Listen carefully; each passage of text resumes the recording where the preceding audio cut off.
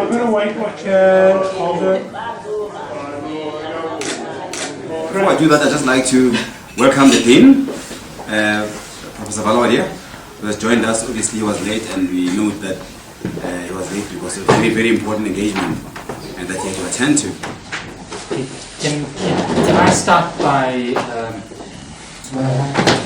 saying that I've done two kind of awful things tonight. I firstly arrived late and sort of kept you from your supper, I'm sure. And now I'm doing something.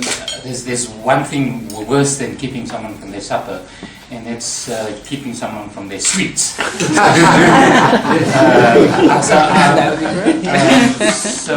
Both the sort of Thomas's congratulations on this fantastic award.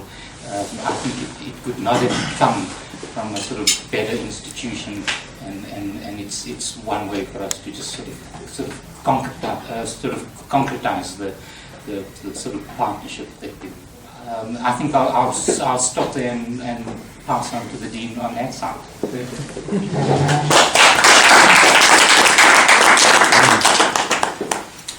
Really, one of the most enjoyable things I do is to travel around the United States and around the world and host events like this. We've only honored about, I think it's 48 of our 8,000 alumni with distinguished alumnus or alumna awards. And as we were deciding who should be honored this year, we started to discuss South Africa, and I really thought that it was terribly appropriate to honor the two Thomases, since they're known around our offices as simply the two Thomases. That's how Lou always talks about them. And there's no truth to the rumor that they're related, but they're at least friends. Kadalani Thomas Marhoma first, and say that Thomas came to Gispia to do his MPIA in 1994, received his PhD in 2000, and really, Lou, you should come up here too. Oh. You were somewhat implicated in the outcome. Yes, guilty by association. And as the Dean referred to, it's very special that these are not just two Gispia alums, but two people with very close ties to Wits. Yeah. And I hope you recognize that we're underscoring the contribution that Wits has made to us in honoring these individuals tonight. Again, Thomas, I'm not going to attempt to read all this, and besides, your wife would probably fall asleep if she had to hear all this. She knows the story. And virtually everyone in the room knows the contours of your career.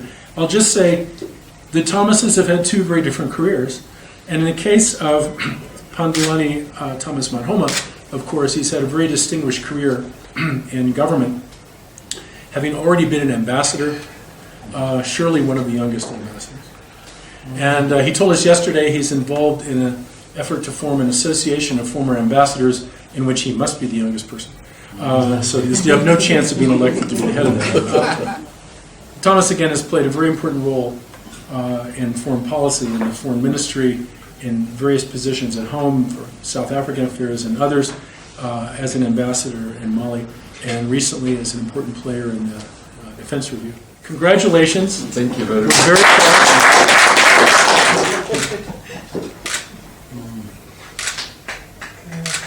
Great, thank you. Thank you. I'm going to give this to your wife for now. And by tradition, this is your only chance to get up and provide your reflections on your glorious days in Pittsburgh, the remarkable tutelage of Lou Picard, and any other theme you want to go into. Deputy Vice Chancellor, Dean Balodia, Dean Killer, Professor Picard. I am very humbled and privileged to receive this honor from Dean Killer and Professor Picard. It has been a long journey, I must say it. But you know, when you embark on a journey and you have people to help you along the way, you cannot achieve things on your own. And I want to recount this. When I first went to Pittsburgh, I just won the Fulbright scholarship, went to Pittsburgh, didn't know anybody when I got there. So I went to the International Students Office, and there was a lady called Linda Gentile. And so she's the one who said, go to you in Gispia. She was looking for a South African who was there. And then she got the name of Thomas Mohale, gave me the number, and I had to call.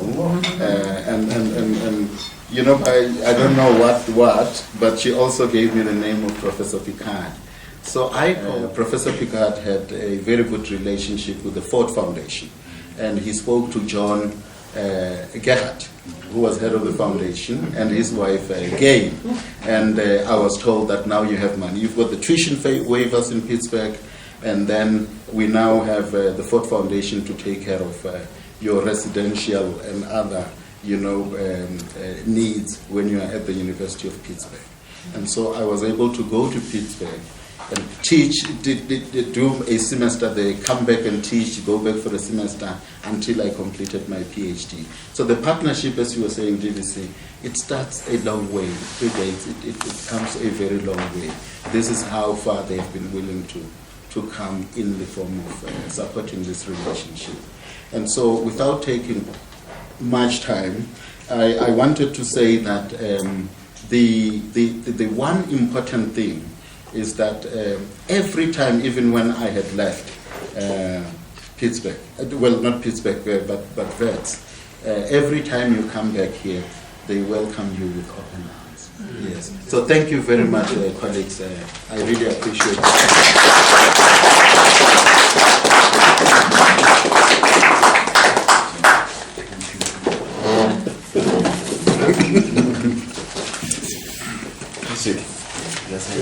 Thank you.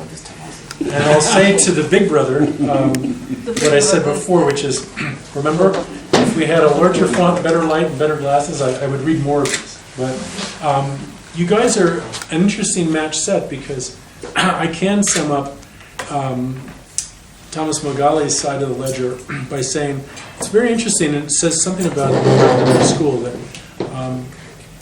we produced one individual who's gone off and made his contribution directly in government. We produced another who's made his reputation as a teacher, scholar, and then academic administrator in a very important way, and who has had, yes, some direct policy impact, because I read your entire CV in preparing this. But it's interesting, and we do pride ourselves on training people for myriad types of positions. The first time I came here, when I was introduced to Thomas Mohale the first time, I was told that he was the interim director. And I can tell you, I haven't told this before, it was a very happy day when Lou sent me a note saying, Thomas has been selected as the regular director. Yes, that's very impressive. Very good. So congratulations with all you've contributed to WITS, all you've contributed by extension to Gispia, to Pitt, and our reputation is much appreciated.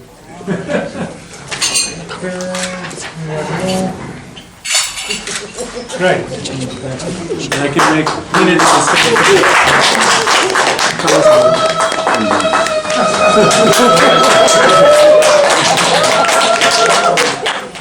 Thank you very much, Professor Killer, Professor Picard, for hosting this event and for honoring us in this particular fashion, us, Pandelani, and myself.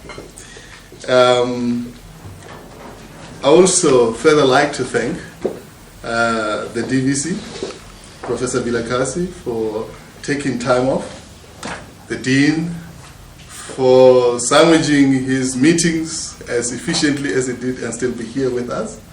It truly is an honor that all of you, Nick, I haven't seen you in a while, and it's a pleasure to see you. See you too. And colleagues, thank you, all of you, for gracing this occasion. It really is highly appreciated. I do know that awards such as this, distinguished alumni, are not given quite often. And I feel, and they're given for a particular purpose. And I went back into the GISPIA website and read the actual description of the of this award and what it is meant to do. And I actually found it still challenging. I wasn't sure that as a person I've achieved all of the things that it says and a person who's awarded ought to have accomplished. In a sense, therefore, it presented me with a challenge. First, the challenge is to remind me of the road that I've traveled as an academic, to do exactly what my predecessors have done to the students that come under my wing. To mentor them, to support them, to uphold, to give them a sense of standards. Thank Wits School of Governance for giving me the platform over these years to ply my trade of teaching, of researching, and supervision. This has been a great school for me, and I will forever feel indebted to it. Thank you so much, Professor Killer. Thank you so much, Professor Picard, for this award.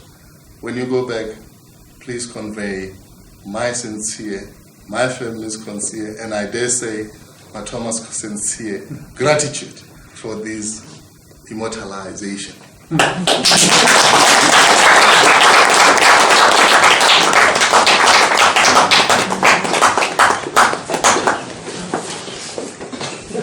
So I'm hoping that Patrick might come up, especially because as it relates to Lou as pioneer and founding father, I think we should hear the true story. Oh. So maybe you could give us just a few reflections to complement what we've done. And then Somehow, when you look back, and I have to admit that maybe now I have to look back a bit. The future is as murky as ever, and the road is as long as ever.